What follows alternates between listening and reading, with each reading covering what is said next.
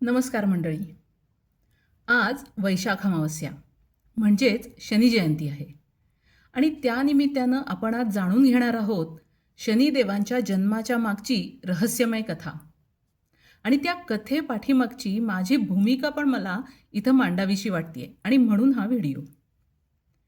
शनैश्चर जयंती म्हणजे शनी जयंती हा शनिदेवांचा जन्मदिवस.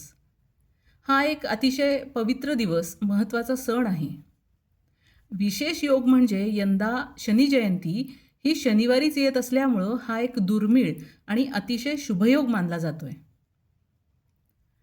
ज्योतिषशास्त्रामध्ये आपण ज्यांना ग्रह म्हणतो ते सर्व आपल्याला अवकाशात तर दिसतातच.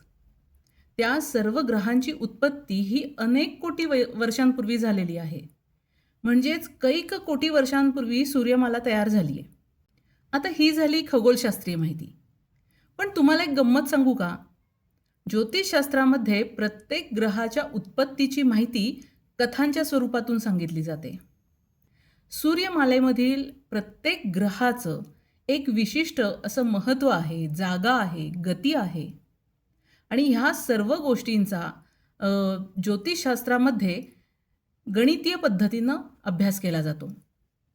पण याचबरोबर आपल्याला समजायला सोपं जावं म्हणून एखाद्या कथेस्वरूपात किंवा गोष्ट स्वरूपात त्याचं वर्णन केलेलं असतं. ज्योतिषशास्त्रात रवी आणि शनी हे परस्पर विरोधी ग्रह मानले जातात. पण त्यांच्यामध्ये काही गोष्टी खूप कॉमन आहेत, म्हणजे सिमिलर सुद्धा आहेत. रवी हा राजा मानला जातो आणि राजाप्रमाणेच तो प्रजेची काळजी घेतो. तर शनी हा न्यायाधीश आहे, चोख न्यायनिवाडा करणारा ग्रह आहे. म्हणजेच दोघेही ग्रह कोणावरही अन्याय होऊ देत नाहीत. आता इथे शनी हा रवीचा म्हणजे सूर्याचा पुत्र मानला गेलाय. तो कसा, याची एक छोटीशी कथा सांगितली जाते. मार्कंडेय पुराण किंवा स्कंद पुराणात याचा उल्लेख आढळतो. स्कंद पुराणामधील काशीखंडात शनिजन्माविषयीची एक प्रसिद्ध कथा सांगितलेली आहे. सूर्यदेव यांचा विवाह संज्ञा हिच्याशी झाला होता. पण सूर्यदेवांचं प्रखर तेज संज्ञाला काही सहन होत नव्हतं. तिला सूर्यदेवांपासनं 3 अपत्ये झाली: वैवस्वत मनु, यम आणि यमुना. संज्ञा आपल्या मुलांवर खूप प्रेम करत होती. परंतु सूर्यदेवांच्या प्रखरतेमुळं, तेजामुळं ती अत्यंत व्यथित झाली होती.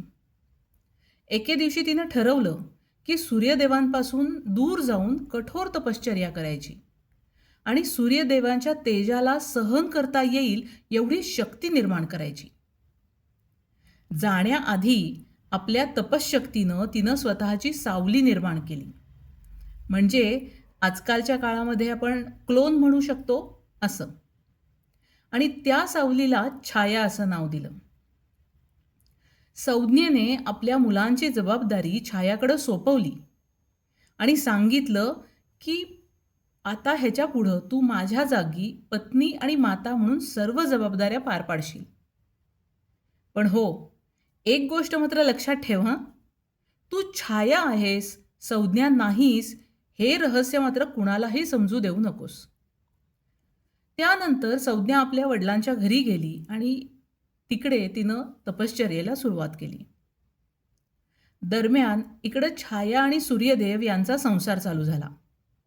छायाला सूर्यदेवांच्या सहवासातून 3 अपत्ये झाली: शनी, तप्ती आणि सावर्णी मनु. शनिदेवांचा जन्म वैशाख अमावस्येला झालाय आणि म्हणूनच वैशाख अमावस्येला शनी जयंती म्हटलं जातं. शनिदेवांच्या जन्माच्या आधी गर्भावस्थेत छायानं केलेल्या भगवान शंकरांच्या कठोर तपश्चर्येमुळं शनिदेव अत्यंत तेजस्वी आणि शिवभक्त झाले.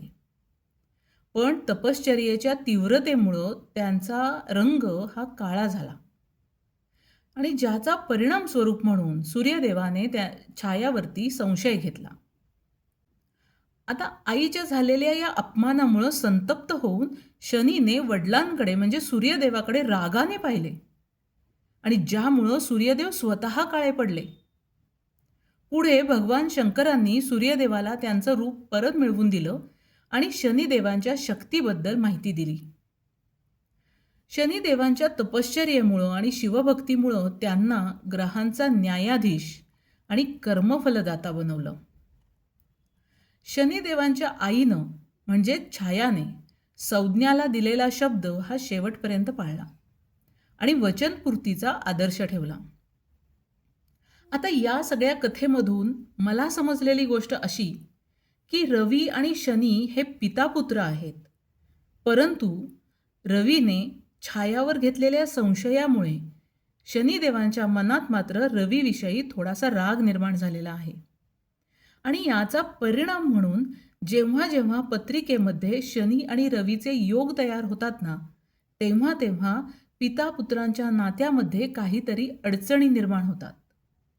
जसं की वडील आणि मुलांचं न पटणं, एकाच छताखाली वडिलांसोबत राहताना मुलांचा भाग्योदय न होणं, किंवा त्या दोघांच्या मध्ये भावनिक बंधच काही वेळेला दिसत नाहीत, तर काही वेळेला पितापुत्रांची ताटातूट झालेली दिसते.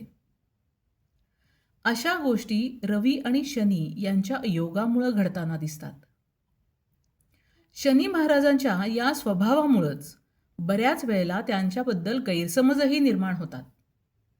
परंतु मी एवढंच सांगेन, शनी म्हणजे शिक्षा नव्हे, शनी म्हणजे कर्माचं फळ. जो अन्याय करतो, अहंकार करतो, इतरांना त्रास देतो, त्यांना वास्तव दाखवण्याचं काम शनी महाराज करतात. पण जो प्रामाणिक असतो, कठोर परिश्रम करतो, संयम ठेवतो, त्यांच्यावर कृपा देखील शनी महाराजच करतात. ज्योतिषशास्त्रामध्ये शनी ग्रहाला कर्म, शिस्त, विलंब, तपस्या आणि जीवनातील कठोर सत्यांचा ग्रह मानलं जातं. 7.5 असो किंवा शनीची दशा, ज्योतिष अभ्यासकांच्या मते शनी महाराज माणसाला घडवण्यासाठी येतात, बिघडवण्यासाठी नाही. तुम्हाला शनीबद्दल काय वाटतं? मला कमेंटमध्ये नक्की सांगा. व्हिडिओ आवडला तर आपल्या मित्रमंडळींमध्ये, परिचितांमध्ये जरूर शेअर करा. चॅनलला सबस्क्राईब करायला विसरू नका. धन्यवाद.